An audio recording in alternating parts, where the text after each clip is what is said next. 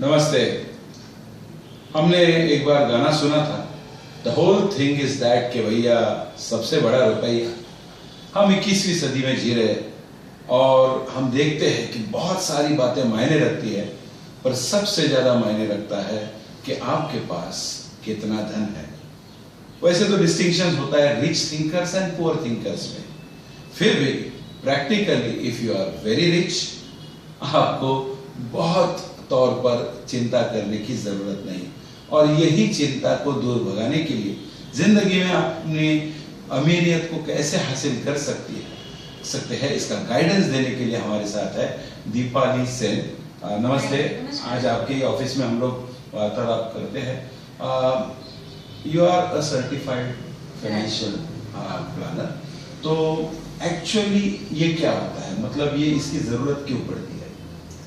This is basically a course which helps you to organize your clients, individual and families financial lives. Okay.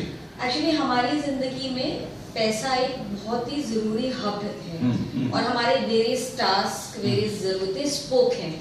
तो it is the spinal cord of all of us. It's the engine or the brain behind what all of us do. So एक तरह से बहुत खूबसूरती से connect करता है, कोशिश करता है कि आपकी फाइनेंशियल लाइफ में आउटपुट बेस्ट पॉसिबल हो।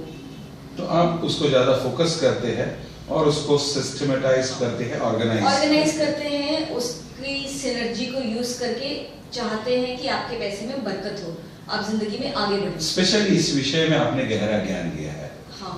ये हम लोग देखते हैं 7 बिलियन दुनिया में लोग हैं, 80% के ऊपर पैसे में कंगाल है। They are after money. Means वो चाहते हैं कि मैं अमीर बनूं या मेरे पास फाइनेंशियल फ्रीडम हो।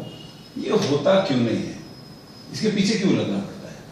Actually, I think शुरुआत होती है उस चीज को चाहने से, क्योंकि मेरा मानना है कि अगर आप किसी चीज को शिद्दत से चाहो, पूरी कायनात साजिश करती है आपको वहां तक पहुंचाने के लिए। बराबर, वो गोल्स को हम पहुंचाते हैं। शुरुआत होती है, the wealth is all here in ideas.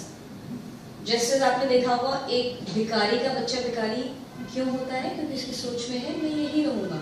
उसने सोचा ही नहीं कि कुछ और कर सकते हैं। अच्छा। तो it starts with a thought process that I can make it big.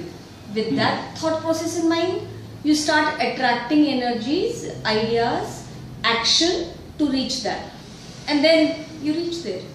This is simple metaphysics, the law of attraction, and you need to desire what you actually want in your life. True. Very good. फिर भी जैसे हम बोलते हैं कि पैसे के बारे में ज़्यादा प्रैक्टिकल होना ज़रूरी है। हम लोग मराठी में भी कहते हैं कि सगळी सोंग घेता येतात पण पैशाचं सोंग घेता येत नाही। तो ये प्रैक्टिकली ये जो धन या तो लक्ष्मी है या कुबेर जी को अट्रैक्ट करने के लिए बेसिक स्टेप्स क्या होते हैं?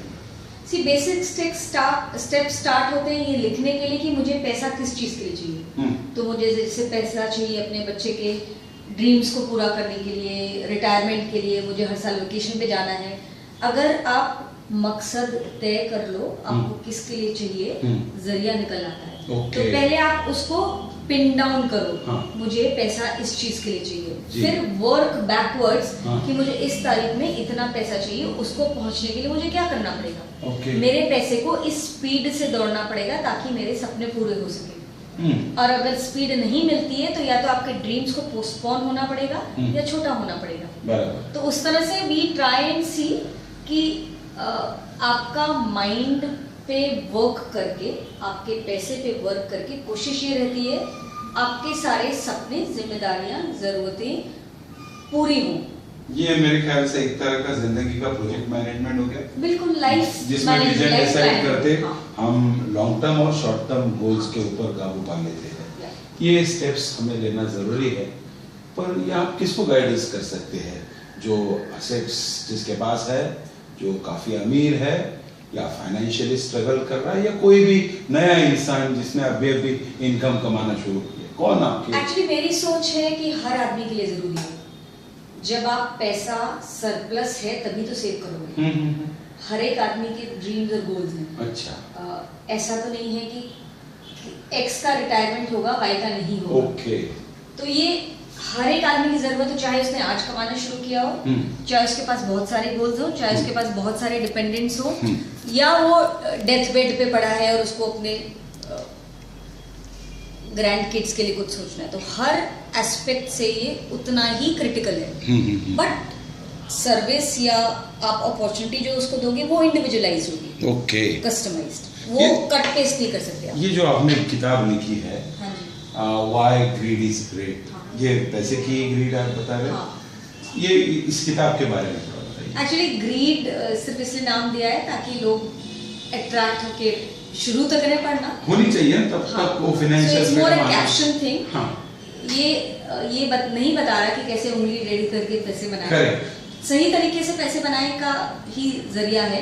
और इसमें आई स्टार्टेड विद स्पिरिचुअलिटी की want money, aspire for money, you will get it, and then make a road map, मुझे ये चाहिए जिंदगी से, अभी मुझे यहाँ पहुँचना है, इसके लिए मुझे पैसा चाहिए, and finally have your bill ready. और इसमें मैंने कुछ 12 रियल लाइफ स्टोरीज लिखे हैं कि कैसे कुछ फैमिलीज में कुछ गलत हो रहा था जिसको ऐसे सीधा कर सकते थे या सही कर सकते। ओके, आखिरी 2 सवाल शॉर्ट में प्लीज। अपेक्षा करेंगे उत्तर की। हाँ। अगर मैं सब कुछ पा चुका हूँ तो भी मुझे फाइनेंस मैनेजमेंट की या इस तरह की गाइडेंस की जरूरत है?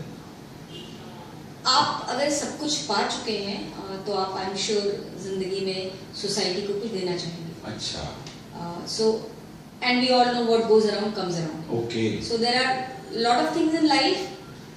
If I have achieved financial freedom, I would love to touch the lives of so many people to tell them how they can also achieve financial freedom. It works? It does work. It does work. The kind of peace and happiness it gives you in giving is far greater than whatever wealth you may accumulate. Finance के ऊपर focus होके मैं अगर organise होता हूँ, personally मेरा जिंदगी का बेनिफिट क्या है?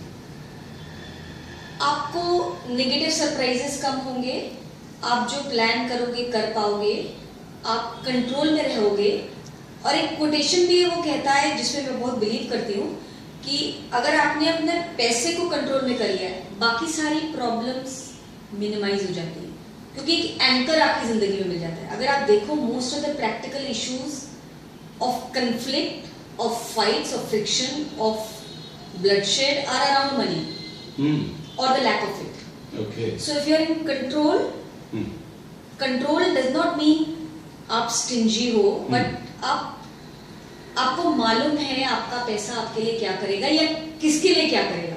So even philanthropy can be a goal.